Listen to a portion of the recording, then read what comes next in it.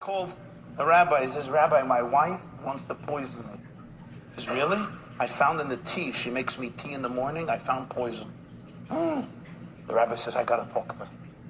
He says, here is her cell. The rabbi talks to her. Jew calls him back next day. He says, no, the rabbi says, I spoke to your wife for 4 hours. If I were you, I would drink it. So Jews, that's what Rabbi Kanelsky meant when he spoke about the power of the Jewish woman. Son, it's just a joke. Relax.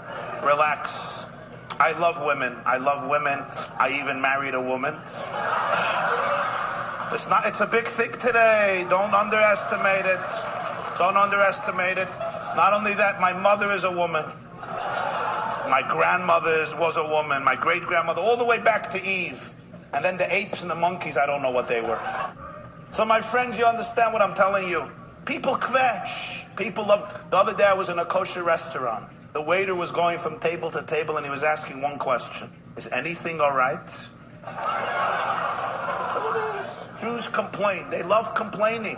And they love complaining more. You ever see Jews on an airplane? You know, I don't go anymore with the Jews on an airplane. Do you know that? I used to go with Jews. Today I only go with Goyim on an airplane. Not because I don't love Jews. I love Jews. I told you. My father was Jewish. My mother is Jewish. I even married a Jewish girl. My kids are half Jewish. I mean, my kids are Jewish. But not to fly. Not to fly. You know why? Because they don't sit down. You ever see Jews on an airplane?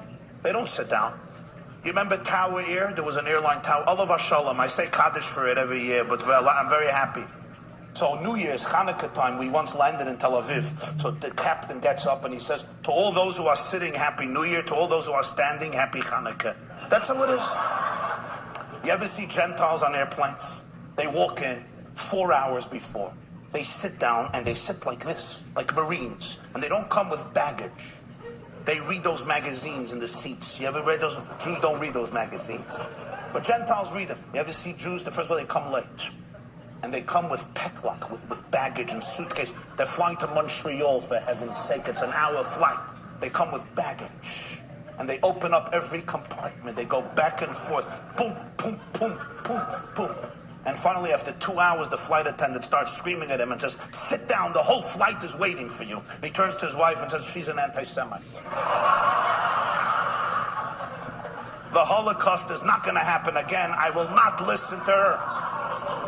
And then he says, I forgot my food. They open up, they all bring food. They bring sushi and hard-boiled eggs and sponge cake and polkas. They bring polkas of chicken. That's what they bring. And they all bring 9 books. It's an hour flight, but they have 9 books. I say, what the hell do you need 9 books for? He says, you never know what happens to airplanes these days.